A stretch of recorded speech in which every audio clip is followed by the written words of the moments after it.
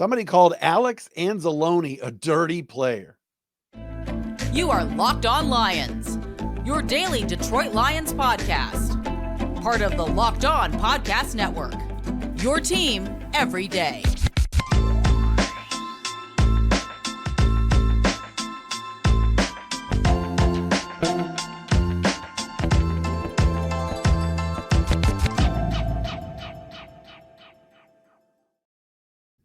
And what's going on, everybody? Matt Derry back with you on a Wednesday edition of Locked On Lions right here on the Locked On Podcast Network, your team every day. It's Wednesday, February 21st and Thursday, February 22nd. Thanks for making us your first listen and certainly checking us out wherever you get your podcast. Shout out to our everydayers who are out there who watch or listen each and every day, including the two Matts, Matt Skonecki, who I met today. Matt's a good man, and Matt Cunningham as well. Thank you guys for watching us on YouTube or listening wherever you get your podcasts. We are here each and every day talking Detroit Lions with you. Please subscribe on our Locked On Lions YouTube channel. Follow us on Twitter at Derry Speaks, at Locked On Lions on Twitter, Matt Derry Facebook fan page, and of course on Threads at The Real Matt Derry. Locked On Lions today, proudly sponsored by FanDuel. Make every moment more. Right now, new customers get $150 in bonus bets with any winning $5 bet. That's $150 if your bet wins. Visit FanDuel.com/lockedon to get started. Coming up on the show today, yes, somebody called Alex Anzalone, Lions defensive captain, a dirty player. Who? We will tell you coming up momentarily. Also, Lions announced some coaching changes today in terms of some assistant coaches, coaching additions and subtractions. What does this mean for the Lions? And kind of a surprise, sort of a pseudo-Lion legend gone after 1 year. We will explain. And a new mock draft that came out late last night from Daniel Jeremiah at NFL.com has the Lions taking a position you wouldn't think they would at number 29, but maybe there's something to it. All of that today right here on Locked On Lions. In case you missed yesterday's show, please go back, find it, watch it, listen to it. We had Stoney on, of course, from 97.1 The Ticket, Mike Stone. It was hilarious. It was a lot of fun. It was great to visit with an old friend, somebody I've known since 1996, who, of course, has done such great things in radio here in this market, whether it was Stoney and Wojo at DFN, Stoney and Bill, Stoney and Jamie, and then Stoney and Jansen at 97.1. But Stoney's no longer going to be doing the morning show, but he's going to be still filling in for the next couple of years. We'll be on different shifts. We'll be doing the Lions post-game show, and we had him on the show, on the program yesterday, talking some Lions with him and also just some radio memories. So go back and check that out, please. It was a lot of fun. All right, I saw this today and I just had to laugh. Like, if you ever go to Chicago, all right, and you put on 670 The Score or AM 1000 ESPN radio in Chicago, there's two all sports stations in Chicago. Really, most really good sports cities have two sports stations. Here we only have one. And that's another topic for another day. But in Chicago, that's all they talk about is Justin Fields or Caleb Williams. Caleb Williams or Justin Fields.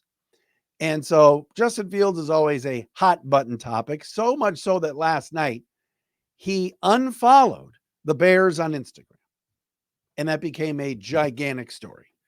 Today, Fields went on the St. Brown Bros podcast with the Lions' very own Amon-Ra St. Brown and, of course, Bears wide receiver Equanimeous Brown.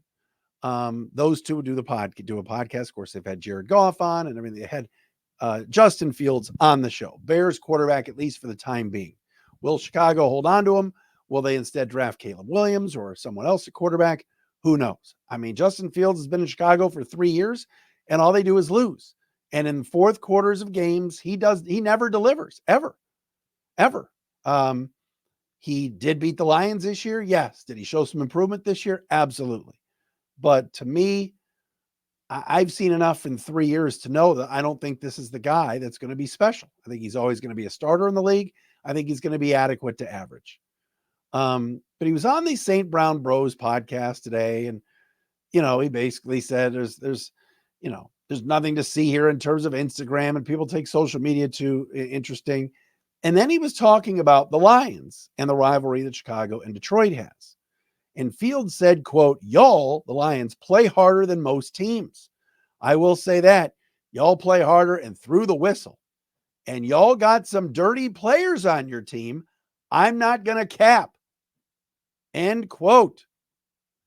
Amon-Ra responded with, no, we don't. Who's dirty? And Fields went on to say, 34, bro, quote, Anzalone, bro. He be doing a little bit too much extra stuff for me, dog. I'm cool with the competitive. I'm cool with that.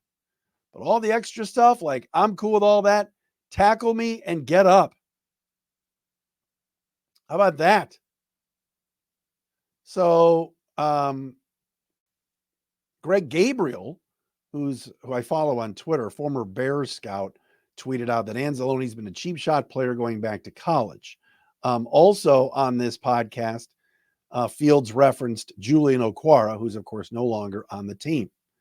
But he said that Alex Anzalone is a dirty player. Come on. Is this the dumbest thing ever? Now, Amon-Ra said that Dan Campbell wants his guys to hit people, wants to be physical. And Amon-Ra even said that Dan Campbell told the defensive guys, look, if a guy's got 1 foot in bounds and he's running out of bounds and maybe that 1 foot is out and 1 foot is in, hit them. We're still going to hit people until they're out of bounds. Nothing about cheap shots, nothing about hitting guys with 2 feet out of bounds, but 1. Alex Anzalone, I've watched now for 3 years in Detroit, and I don't see that. I think Justin Fields sounds like a whiner. All right. If Fields has run all over the Lions for the last 2 years, he's had good games against Detroit, especially with his legs. If you've played the game of football, and I haven't, but I've talked to enough people that have, it's so physical. And you see a target, you want to hit it. If you're on defense, the one thing that is almost orgasmic is to hit that quarterback, especially one that's been running on you all day and you get a clean shot at him. For Justin Fields to say that Alex Anzalone is dirty and saying that y'all are dirty, the Lions are obviously in his head. And I guess this is a good thing for Detroit. But I'm here to tell you right now that Alex Anzalone being labeled as dirty is ridiculous. Has he cheap shotted anybody? I thought when he first said y'all are dirty, we all knew where he was going with it. I thought he was going to mention Kirby Joseph. Kirby Joseph sent 2 tight ends to injured reserve this season with low hits to their knees. Arguably dirty plays. Arguably. You could say, well, they've told free safeties and hitters on defense to no longer hit up high because you're going to get close to the head and it's going to be 15 yards and targeting and all those things. Joseph decided to go low on TJ Hawkinson and low on the Rams tight end in the playoff game and ended both of their seasons. I thought that's what Fields was going to say. I'm here to defend Gaines media poster boy, Alex Anzalone, because I don't think he's a dirty player at all. I think Anzalone's physical. I think he's kind of a wrestler out there sometimes, but I don't see a guy that's eye gouging anybody in scrums or in tackling situations where there's gang tackling going on. There's pile ups, there's pile ons. I don't see Alex Anzalone being a guy that's looking around and trying to jab somebody in the balls or in the kidneys. I don't see that. I see a very, very physical player, not a dirty player. So I don't know what Greg Gabriel's talking about. I don't know what Justin Fields is talking about. Anzalone must have popped him a couple times and he didn't like it. But dirty player, no. I'm not buying that. I think that's kind of weak. But part of the rivalry, part of Chicago versus Detroit. Fields got the Lions number this year. They split the season series, but Fields had some good games, especially the game in Chicago, and put up 27 points in the loss at Ford Field. And he's been able to, with his legs, have the last couple of years put some pressure on the Lions. But you know what? Late in the game in Chicago in 2022, Fields threw a pick 6 to Jeff Okudah, then took 2 sacks, and the Lions won. This year, Lions took the lead at the game at Ford Field. Fields got the ball. What did he do? Strip sack, fumble, safety, Lions win. He hasn't won enough to be all of a sudden pointing fingers and saying that And I get it. He's on a podcast. He's having fun. You guys got some dirty players. I get that. But I'm going to defend Anzalone here. I don't see that. I don't see him being dirty at all. All right. Lions have announced some coaching changes. Let's get to that.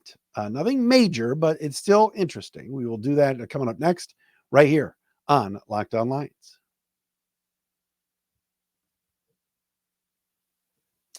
Mentioned before, our program today brought to you by our friends at FanDuel. NBA games are back tomorrow night. Pistons at the Pacers. You got college basketball. You got NHL hockey. Heck, we're going to have the UFL soon, whatever that is. Regardless, get buckets with your first bet on FanDuel, America's #1 sportsbook. Because right now, new customers get $150 in bonus bets with any winning $5 bet. That's $150 if your bet wins. Bet on all your favorite NBA players and teams with quick bets, live, same game parlays, exclusive props, and much, much more. All right. So go to the website, fanduel.com/lockedon, and shoot your shot. Like we said, tons of stuff to bet on, college hoops, NBA, NHL. It's all there for you at FanDuel. And soon you can be wagering on spring training baseball. Oh, I'm dead serious. FanDuel, official sports book partner of the NBA.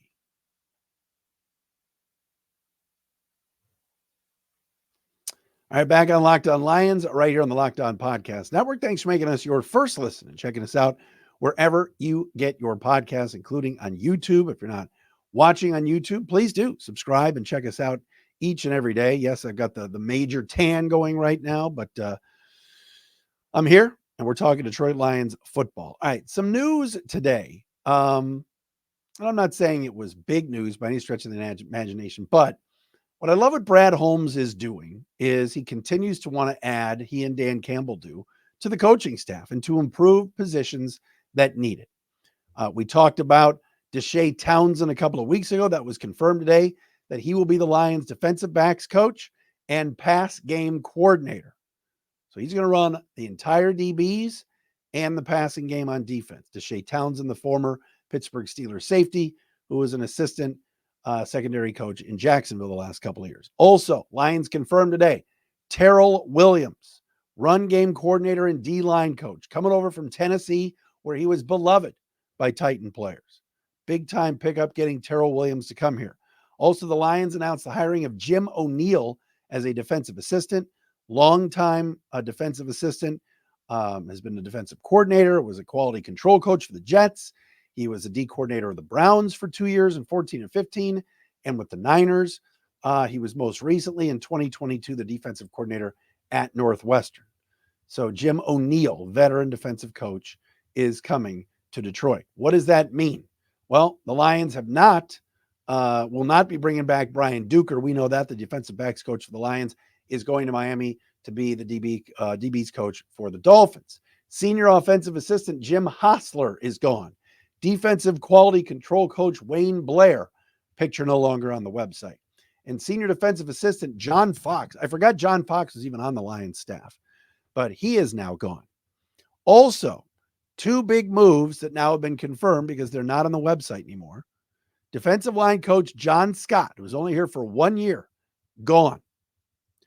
And cornerbacks coach Dre Bly, Lion legend, number 32. Dre Bly is now Dre Bye. He's gone. So let's talk about this for a second. Where did the Lions have some deficiencies on defense this year? Cornerback and defensive line. All right, if you recall late in the season, the Lions were rotating guys in and out of the lineup, in and off the practice squad, in and out of the active list, other than the usual suspects, right? Aleem McNeil, when he wasn't injured, was active. Aiden Hutchinson was active. All right. But the Okwara brothers were activated 1 week, deactivated the next. Romeo, for the most part, played, but did not perform very well. The Lions had Quentin Bohanna for a while, went from the practice squad to starting to having to be let go because the Cowboys wanted to pick him back up. Or was it the Texans? Somebody picked Quentin Bohanna up, Titans, I believe. And the Lions couldn't hang on to him. Broderick Martin was inactive for most of the season.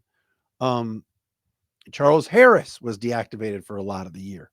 right? If you really take a look at it, the Lions' two biggest weak spots were cornerback and D-line, especially on that defense. And now the Lions go, yeah, I know we had John Scott this year. I know we made it to the NFC Championship game. I know he's only here 1 year, but deuces, it's over. A chance to go get Terrell Williams off of Mike Vrabel's staff in Tennessee, new coach down in Tennessee, Brian Callahan. And Williams is like, I'm going to go to Detroit. That's a big time pickup. All right. Deshae Townsend is a really, really good assistant coach and an upgrade over Dre Bly. Is it a little bit surprising that Dre Bly was only on a 1-year deal? I think it was kind of a prove it situation coming over from North Carolina. And it didn't work out. The Lions cornerbacks this year were not very good. All right. Brian Branch in the slot was excellent. Very, very good. Cam Sutton at the start of the season was good. Then he tailed off. Jerry Jacobs did not work out. Kendall Vildor, you got to figure, will not be back. All right. Will Harris never played. The Gilmore kid was never active all year. So Lions have some work to do to improve in those spots at corner and on the interior of the defensive line next to Aleem McNeil. I think we know Hutch and Aleem, those guys are rock solid on that D line. Hopefully a healthy James Houston next year. But as far as edges and other guys across the defensive line, is John Kaminsky going to be let go? All right. Solid performer, but cap number of about $5 million. I figure he's going to be a casualty. Josh Paschal, definitely a guy that stays, but high impact guy that we call his name a lot. Not necessarily. Levi Onwuzurike, who knows? Broderick Martin, who knows? So they hope with Williams and with Townsend that they're going to be upgrading their staff. And I'm all for it. I get it. Dre Bly, probably great dude. Probably, hey, great to have him back. A Lions Pro Bowler. But we saw what the corners did this year and how a guy like Sutton regressed during the season. If the Lions feel like they can upgrade and do better from a coaching perspective, there you go. So a couple of interesting moves, new DBs coach, new D-line coach. The Lions are not messing around.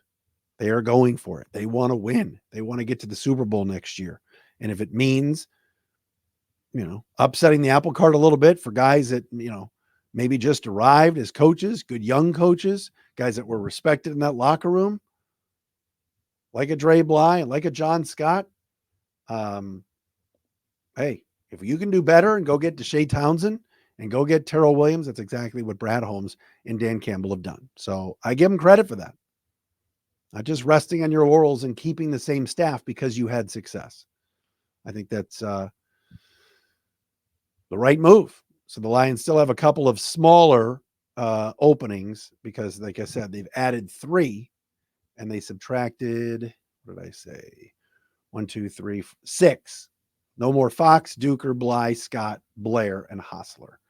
So they'll be maybe adding to those spots very, very soon. But you got to like the aggressiveness of this organization to not just stand pat. So I do appreciate that very much. All right. The draft.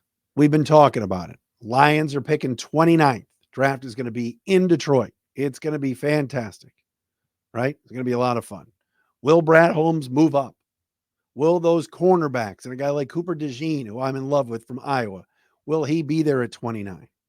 New mock draft from Daniel Jeremiah of NFL.com is interesting, to say the least, when it comes to what the Lions are going to do with that number 29 pick. And to be quite honest with you, I'm a little bit surprised with what Jeremiah has for the Lions. We will tell you what that surprise sort of pick is, but maybe not. We'll do that coming up next right here on Locked On Lions. Hey, not only do we cover your team every day, but now we are giving you instant episodes after every single game. Check out the Locked On Lions postcast right here on the Locked On podcast feed, as well as streaming on the Locked On Locked On Detroit YouTube channel. Get rapid reaction to all the biggest moments with the Locked On Lions postcast coming up next year. You're going to see all this stuff about postcasts. And again, like we talked about too with first listens, start your podcast every day thanking your listeners. Thank your listeners for making us your first listen. That's what they tell me to do. And that's what I always do. All right. Thank you for being our first listen every day. Thank you for being an everydayer. Thanks to all of you for checking us out wherever you get your podcasts. And really, we appreciate you. All right. We appreciate everybody that's out there that listens and checks us out each and every day. Tell your Lion fan friends about us if they already don't know about us right here on Locked On Lions. And also check out Locked On Pistons with Koo, Locked On Red Wings, Locked On Tigers, Locked On Michigan State as well. All right. All right here on the Locked On Podcast Network.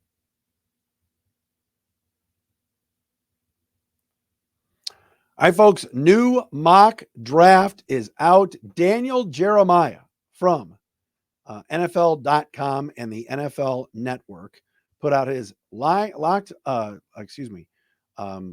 draft 2.0 today. And we don't have the draft for a couple more months, but I'm excited to see what happens at the top of the draft, if there's trade ups, all of these things. All right. So we got the combine coming up late next week in Indianapolis and all of that too. Caleb Williams, number 1 to the Bears, not a surprise. Commanders at number 2, Drake May, the quarterback. Number 3, Marvin Harrison to the Patriots. Number 4, Malik Neighbors, the wide receiver from LSU to the Cardinals. And number 5, the Chargers, Joe Alt, the all-everything tackle from Notre Dame. J.J. McCarthy in this mock draft goes number 8 to the Atlanta Falcons. Some people have McCarthy late first, mid first. Some have him like here in a mock draft like this with Daniel Jeremiah at number 8 to Atlanta. Rome Odunze, by the way, number 9 to the Bears. So that would be Caleb Williams and Rome. That would be pretty sweet for Chicago. But I digress. As far as number 29 for Detroit. All right. Daniel Jeremiah has an interesting pick. He has West Virginia center Zach Frazier to the Lions at number 29. Here's what DJ writes, quote, "The Lions starting guards are scheduled to reach free agency this offseason, and this feels like a Dan Campbell type of player. Frazier, a state champion wrestler in high school, could step right into guard and eventually move to center." Watched a little tape today on the Zach attack, Zach Frazier. 6'2", 314, and total mauler. He reminds me of Frank Ragnow. He has complete control over that offensive line, and he's totally a center. So he looks great, and he's rated as the number 2 center coming out of this draft. The kid from Oregon is number 1. His name escapes me. But regardless, taking the number 2 center at 29 and sliding him over to guard is something that the Lions have done before. Remember, Graham Glasgow has done that before. When he was a center and playing guard, and then when Ragnow came in. All right. So this is not something that the Lions haven't done before. But yes, we can mock draft till the cows come home.